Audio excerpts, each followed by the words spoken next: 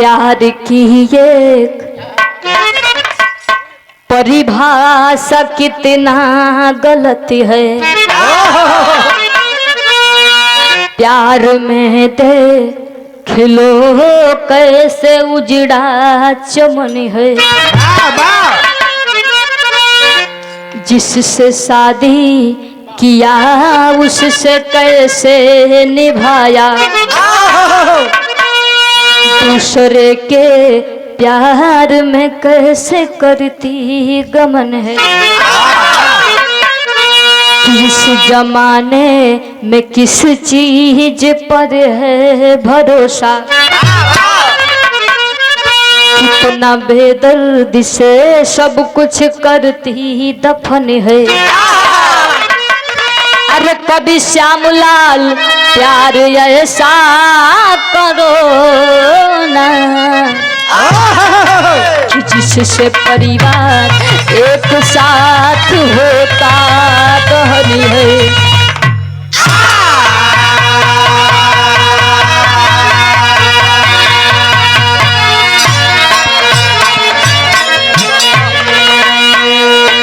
कभी श्यामलाल प्यार ऐसा करो ना जिससे परिवार एक साथ होता दहन है।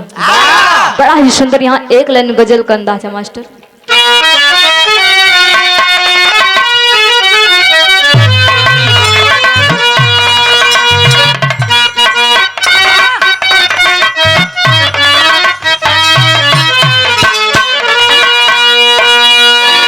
जिंदगी में हजारों का महला जुड़ा। जिंदगी में हजारों का महला जुड़ा। हंस जब उड़ा तब अकेला उड़ा। हंस जब उड़ा तब अकेला।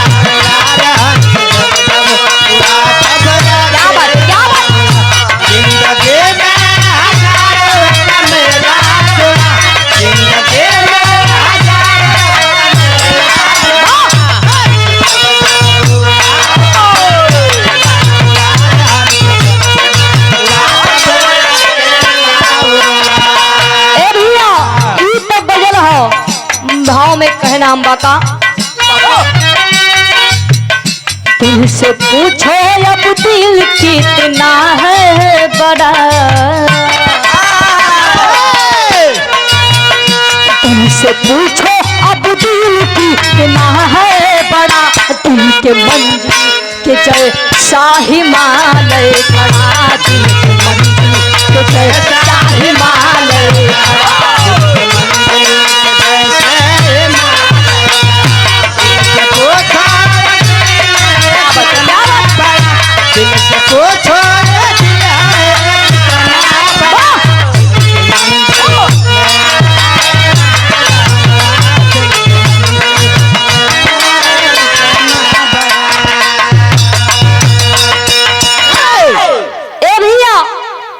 जैसे हमारे कहानी को शुरुआत हो गई।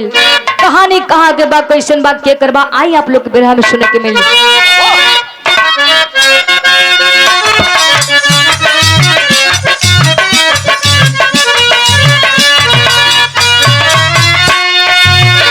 दिल दहल गया,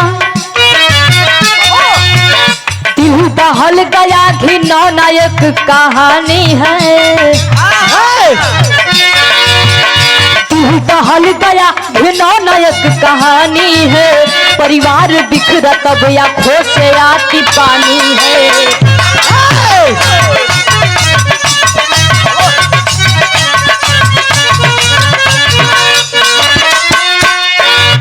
प्रांत हरियाणा, प्रांत हरियाणा जिला नूहगांव गंगोली है। प्रांत हरियाणा जिला नूहगांव गंगोली है। राजको माव थाना सुंदर एक बोली है।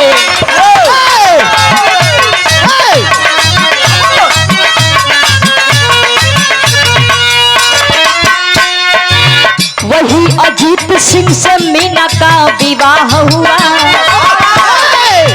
वही अजीत सिंह से मीना का विवाह हुआ, मीना कम सीन रही जिंदगी तबाह हुआ।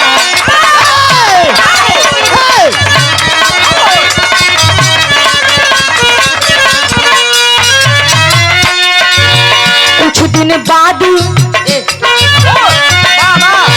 दिन बाद गोद में तीन ही ललनवा भइले। कुछ दिन बाद गोद में तीन ललनवा भइले, बेटी गुड़िया शिवम सालू सपनवा भइले।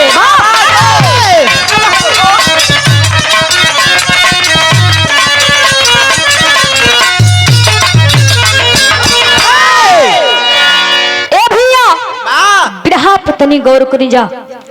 प्रांत हरियाणा, थाना राजकुमार बतावल गई, गांव का नाम बतावल गई नूह गांव। वही कर रहे वाला प्रांत हरियाणा कर रहे वाला अजीत थे, जिनकी शादी मीना से होती है।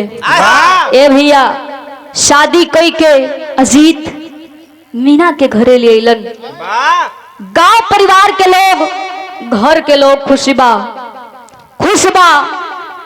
धीरे धीरे कुछ दिन बीतत बा। मीना के गोद में भगवान भोलेनाथ के देन से 3 संतान पैदा भइलन। जोने में 1 बिटिया आ 2 बेटा भइलन। घर परिवार के लोग बड़ा खुश बा। लेकिन देखा हो बाबू, धीरे धीरे मीना बिगड़े लगली। प्यार के चलते, प्यार के मोह माया में पड़ के अजीत अपना मेहरारू के समझावत होन, पूछत होन का मास्टर गीत लगल।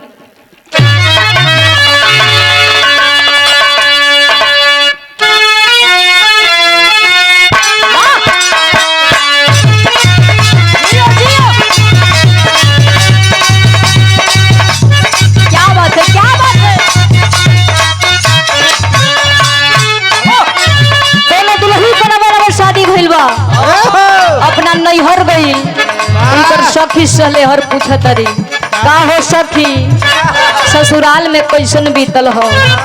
सखी कहे का मास्टर, पहले से गई चिकना सावर गोरिया सूरतिया सुभर लागे।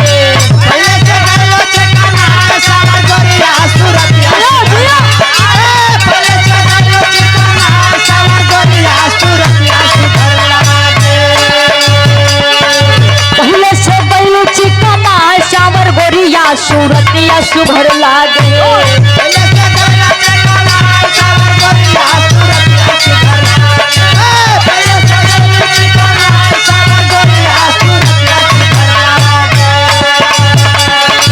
पहले का ससुरा में उपाय सावर गोरिया लागेलू सब से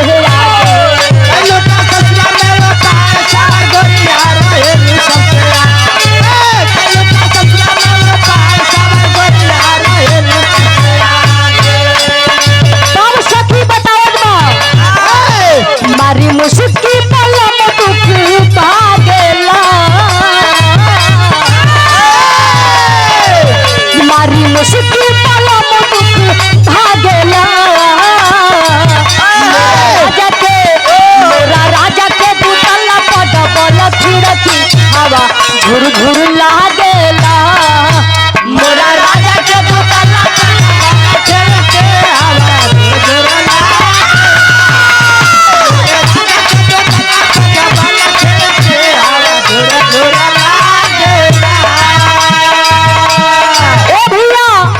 झुर गीत रह, लेकिन बिरहा में भाव बा।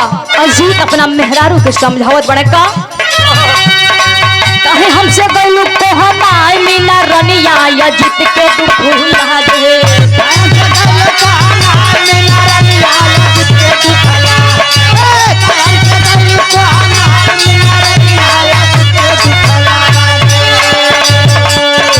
कौन बात हमसे कसूर मीना रनिया लागेलू दूर भागे।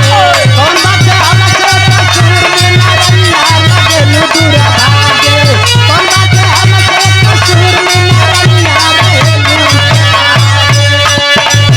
अब घरवा में मन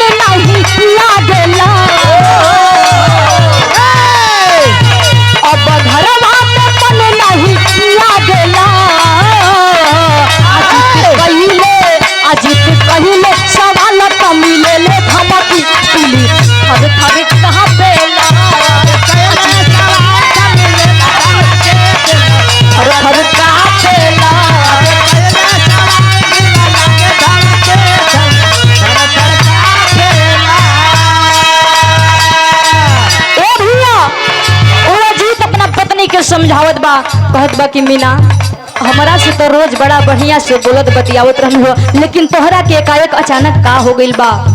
लेकिन मीना नहीं के सुनत बाड़ी हो भैया। अंतरा के लाइन बतावल गइल का,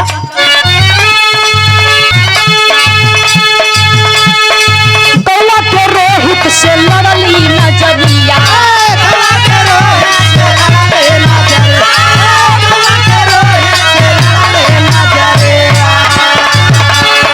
जीना मरना कसम खैली मीना गुजरिया, जीना मरना कसम खैली मीना गुजरिया।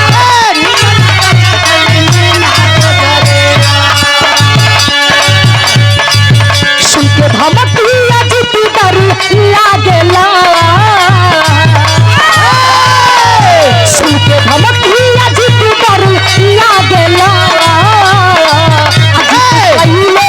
अजीत पहले सवाल तो मिले ले धमकी, हर थर कापेला।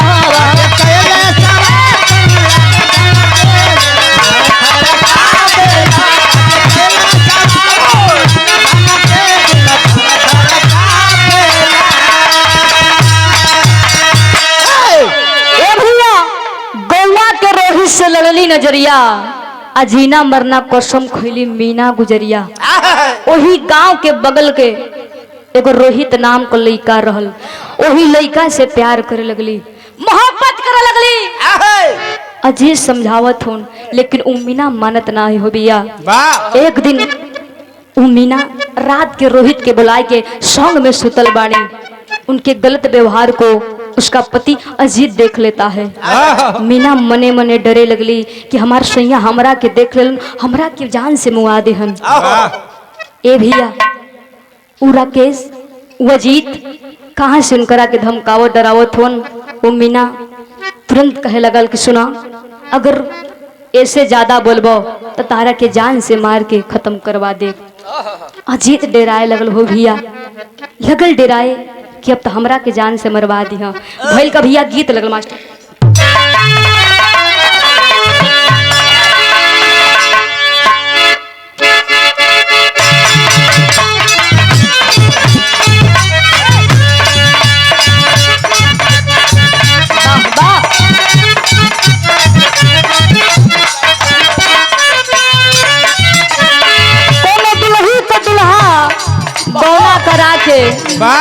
परदेश चल गई।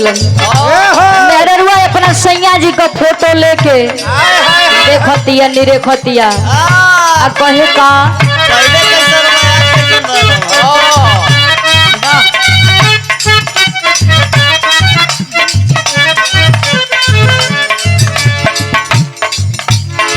बहिलो जब से बहरा याद आवे बार बार हो, चिड़ैया बन के उड़ गइले। जब से बहरा याद आवे बार बार हो, चिड़ैया बन के उड़ गइले। जब से बहरा याद आवे बार बार हो, चिड़ैया बन के उड़ गइले।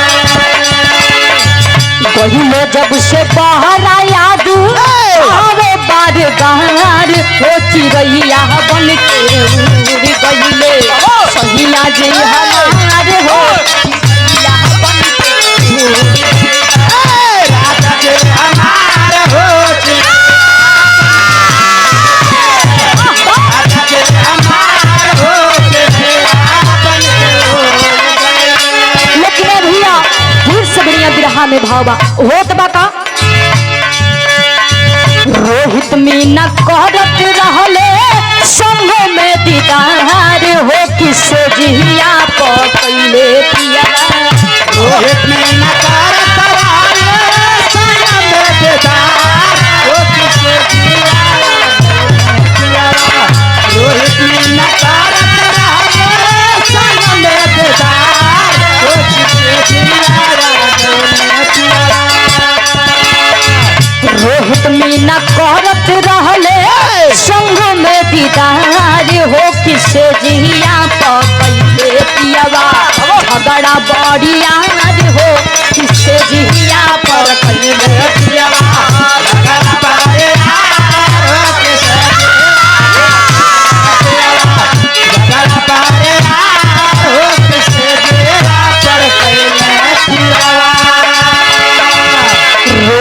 से कहली मीना घरवा के बतिया बाबू। रोहित से कहली मीना घरवा पर बतिया बाबू। रोहित से कहली मीना घरवा पर बतिया बाबू। अब प्यार में मजाए जाल के हुकमतिया बाबू। प्यार में मराए जाले के हुकमतिया बाबू। प्यार में मराए जाले के हुकमतिया बाबू।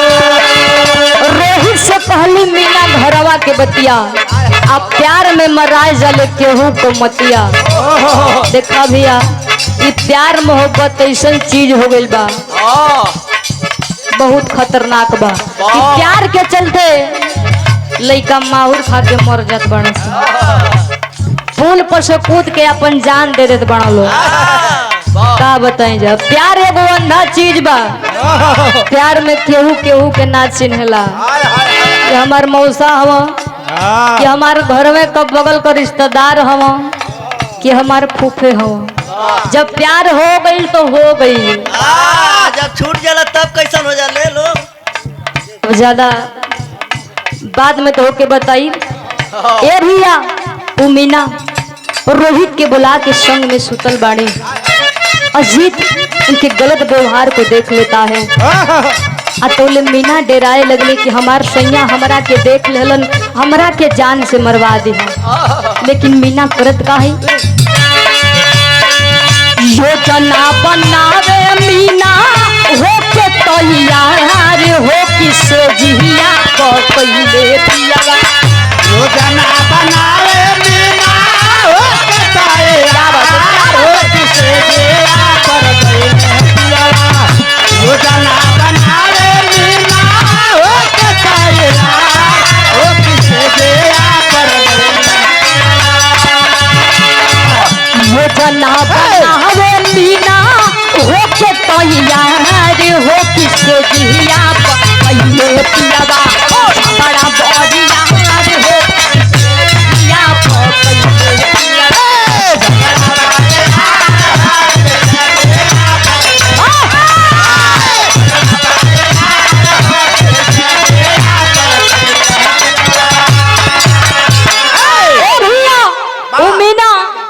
वही राती का योजना बनावो थी रोहित से कह थी प्यार के मोह माया में पड़ के अपना पति के भुला गई। लेकिन होत बा का भैया तेरी का भाव लगल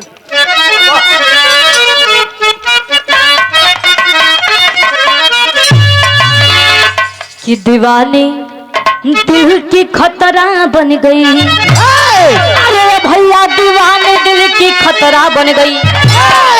कली पर लोभित भरा हुआ है पानी। दीवानी दिल की खतरा बन गई। कली पर लोभित भरा हुआ है पानी पानी। विदेशिया का भाव लगल मास्टर।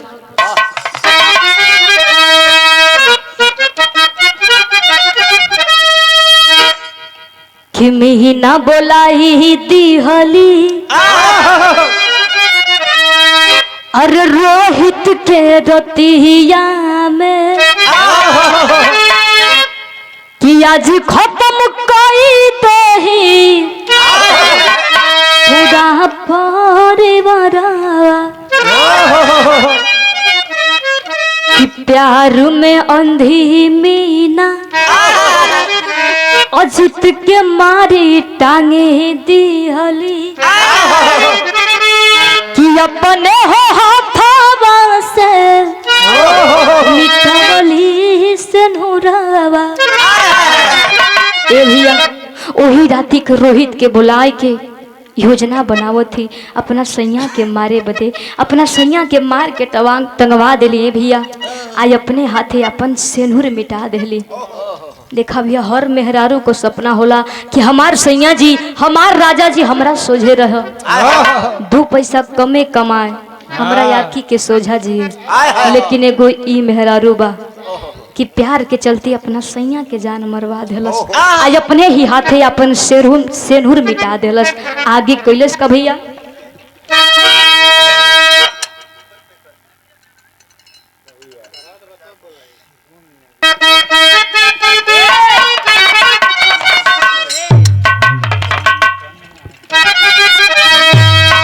तीनों बचवा के है मीना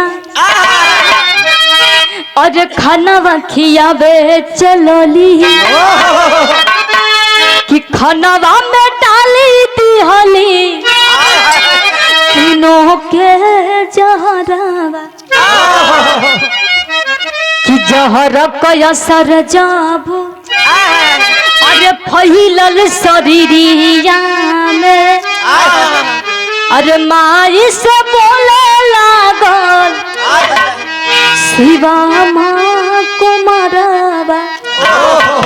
ये भैया वो मीना अपना पति के मरवा के 3 गो मासूम बच्चा रहलन उन्हीं के गैली खाना खियाव। छोटकी गुड़िया के खाना खिया के बगल में बैठा देली, शिवम के भी खाना खिया के बगल में बैठा देली। सालू के खियावत थे। सालू पूछत बा कि माई रोज तो हमन के बड़ा बढ़िया से खुश हो के खाना खियावलू, लेकिन तोहरा के आज का भइल बा, काहे मन उदास कैले बाड़ू। ये भैया वो तीनों मासूम बचवन के का पता कि माई हमन के खाना ना बल्कि खाना में जहर मिला के खियावत बिया।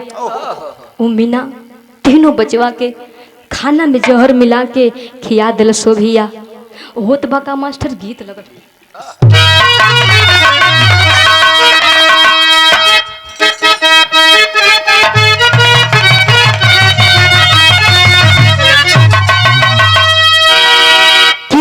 मिया का पेड़ जानी काटी है बाबा,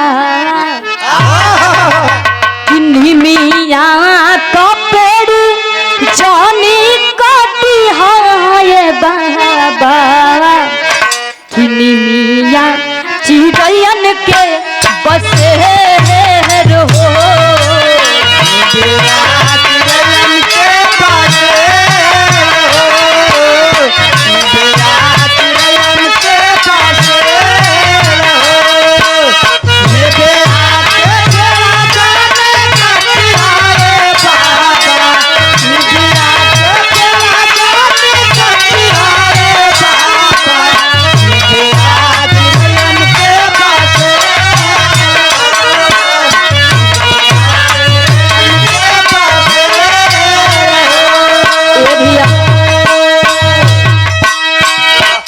तो गीत रहल भाव में होत बाका कि मुहवा से गाज फेंकी गुड़िया पीटिया, और मुहवा से गाज फेंकी गुड़िया पीटिया, काहे माई बनलू हो हथियार हो।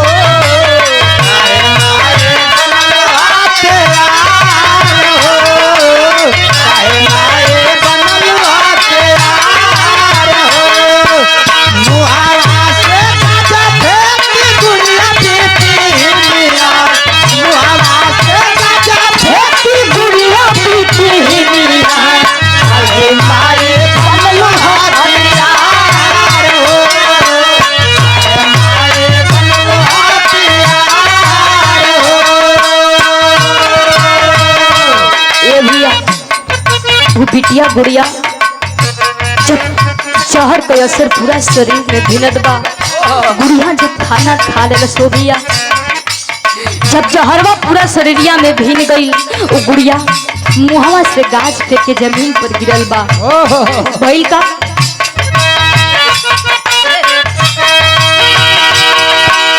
जनती जमाई अपना गंदा काम करबू, जनती जमाई अपना गंदा काम करबू, रोहित से करे लगल प्यार हो, रोहित से करे लगल प्यार हो, रोहित से करे लगल प्यार हो, जनते जो नाई इतना गंदा काम करबू, जनते जो नाई इतना गंदा काम करबू, रोहित से कर लगलू प्यार हो, रोहित से कर लगलू प्यार हो। ए भैया उस शिवम माई से पूछत बा कि माई तो रोहित नाम के लड़का से प्यार करत रहलू ना, प्यार कह के कहीं चल जाए के चाहत रहल, लेकिन हाई तीनों बचवा के काहे जान से मारत तारू, काहे मुआवत तारू। वो बेटा कहत बा का मास्टर कि तरसना खइलू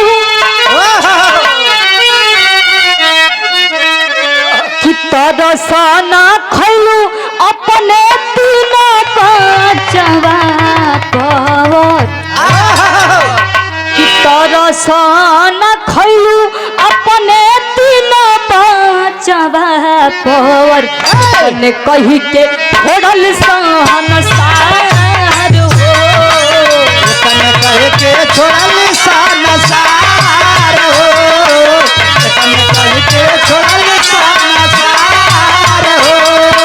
तरसना खालो अपने बचवन पर, तरसना खालो तीनों अपने बचवन पर, तने कह के छोड़ल संसार हो।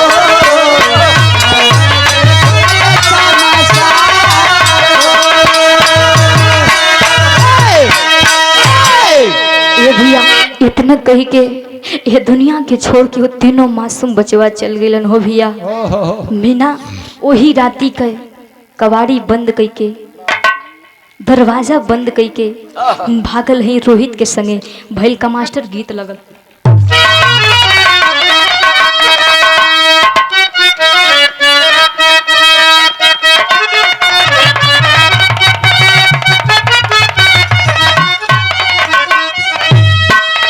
कि हमारी बगिया के हो हमारी बगिया के पोसल सुगनावा सुगनावा कहवा उड़ी तलहल हो। हमारे बगिया के पोसल सुगनावा सुगनावा कहवा उड़ी तलहल हो। हमारे बगिया के पोसल सुगनावा सुगनावा उड़े गए हो।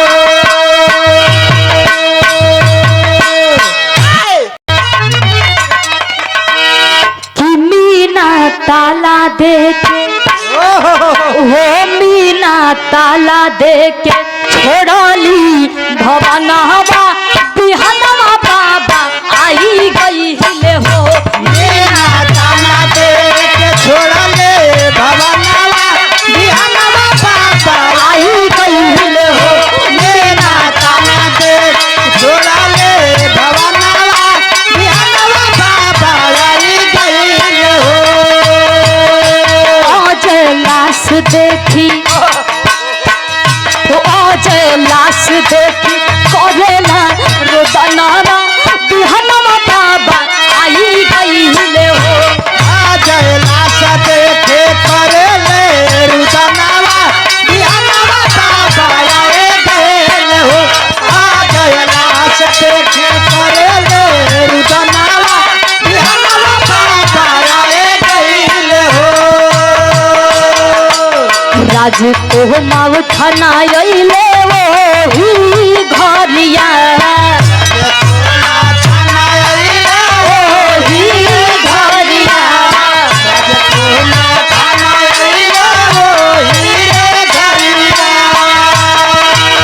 चारों लौसिया के लेके गईले सहरिया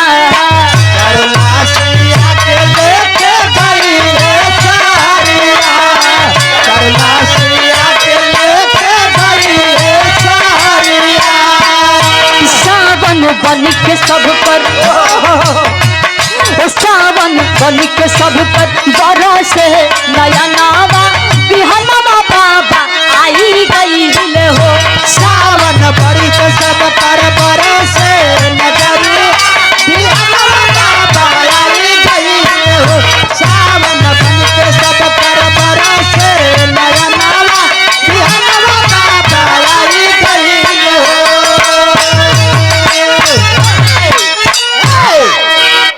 ए भैया जब बिहान होत बा कुछ गांवपुर के पता चलल, आके देखत होन मीना के बाबू आ गिलन, उनकर भाई आ गिलन घर में। तब घर में ताला लगल बा बहरे से भैया, ताला तोड़ाई।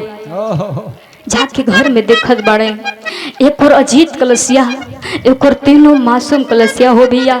केहू गाछ फेंक के मरल बा, केहू मुंह से खून फेंक के मरल बा। जाए के उन पर बाबू लसिया पर धोई के रोवत होन कि मीना ई का किलो मीना ई कैसन ई कुल का क के गइलू मीना, प्यार कैले रहलू, प्यार करके कहीं चल जाए के चाहत रहल, लेकिन हाइकुल मरला का जरूरत रहल तोहरा के। ए भैया उनकर बाबूजी जाए के थाना में रिपोर्ट दर्ज करवावत होन। पुलिस प्रशासन खोजत बा, खोज में पड़ल बा। भैल का मास्टर आल्हा का भाव लगल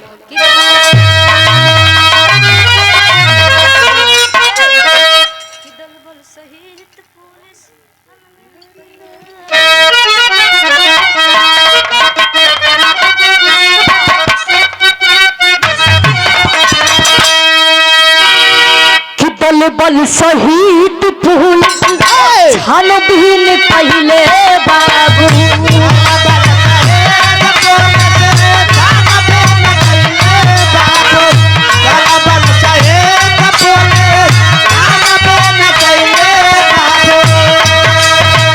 रोहित मीना गईले मुँह में पकड़ा, रोहित मीना गईले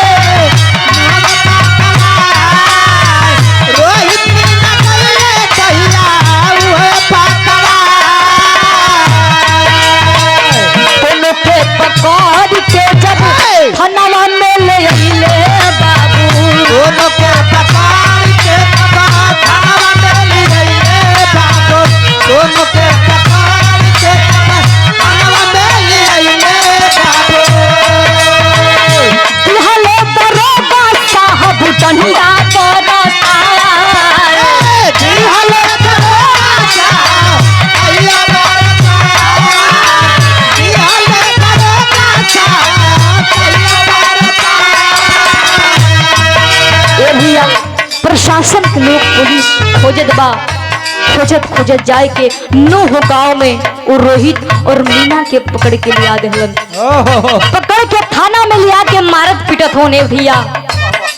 पूछत होन कि रे पगली ई काहे बदे मरली, काहे बदे हाउ तीनों मासूम बचवन के जान से मरली, अपना पति देव के मरली काहे बदे। ओ मीना कहत बाकी साहब तू जानल चाहत हो न कि हम काहे बदे मरली। मीना बतावे का प्यार में पागल साहब हम ही मरली जाना, प्यार में पागल साहब हम ही मर जाना हो, प्यार में पागल साहब हम ही मर जाना हो साहब तू जानल चाहत हो न कि हम काहे बदे जान से मरली। हम रोहित से प्यार करे लगली, मोहब्बत करे लगली, सोचली कि काहे न अपना पूरा परिवार के जान से मार के खत्म करके हम दोनों जानी सुकून का सैन्य का जिंदगी जियल जाई। यही बदे अपना पूरा परिवार के जान से मार के खत्म कैली। कि प्यार में पागल साहब हम ही मरली जाना, प्यार में पागल साहब हम ही मर जाना हो, प्यार में पागल साहब हम ही मर जाना हो। रोड़ा बनल रहे हमारा जिंदगी मेरा, रोड़ा बनल रहे जिंदगी मेरा, रोड़ा बनल रहे हमारे जिंदगी मेरा। एही खातिन बाजारे पर रे जवाब बनवली सा,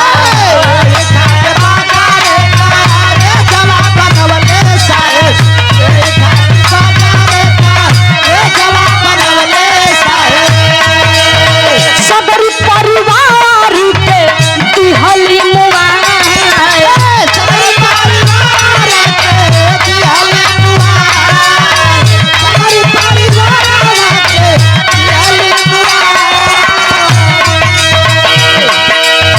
कि कहले दरोगा साहब नागिन तू निकलली रे,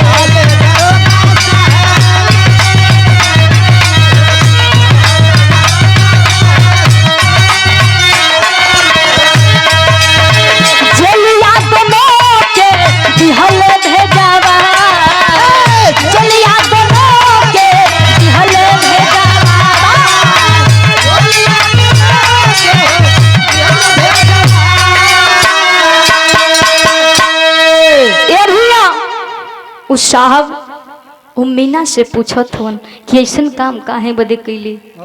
लेकिन हम कहिला भैया जे ज्यादा उपाय लगावेला वो जरूर एक दिन खाही में गिरेला। मीना सोचले कि प्यार कह के कहीं निकल जाई, लेकिन प्यार के बदला में उनके का मिलल? जेल। दोनों जन के जेल भइले भैया। हमरे बिरहा के आखिरी लाइन बा, खड़ी का भाव लगल का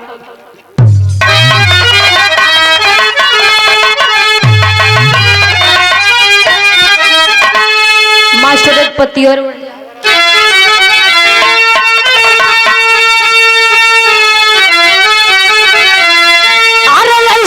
प्यार के नारी पुजारी होई है, प्यार के नारी पुजारी होई है, होई घरवा के बर्बादी जब शिकारी होई है।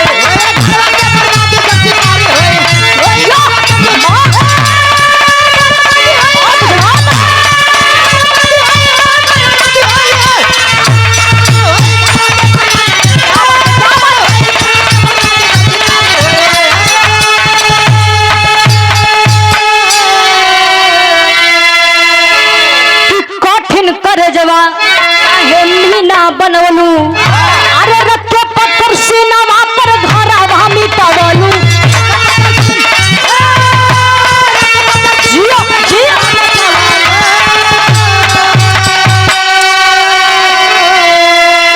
अरे ऐसन भगवान केहू के नाम तारी होई है, अरे ऐसन भगवान केहू के नाम तारी होई है, होई घरवा के बर्बादी जब शिकारी होई।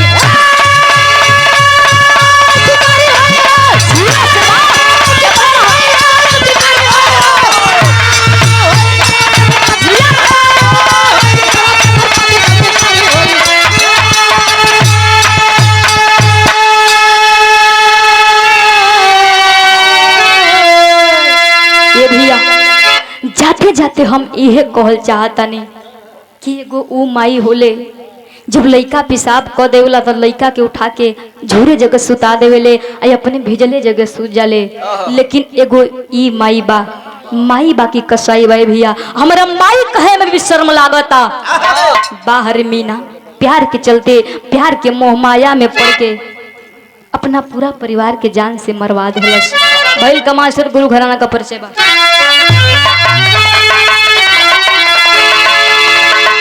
जय जखाड़ गुरु